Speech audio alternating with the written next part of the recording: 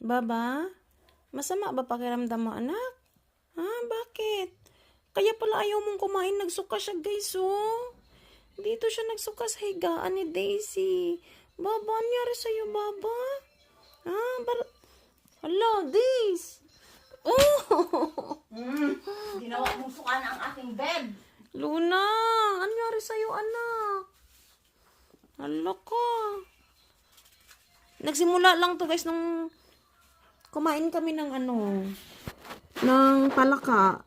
Okay ka lang, Baba? Naku. Okay ka lang? Naku. Ay, naku. Ayan, no. Ginawa mong sukuhan yung bed ni Daisy. Wala pa naman sapin. Tinanggal niya yung sapin kasi sinukahan din yun ni Luna kahapon.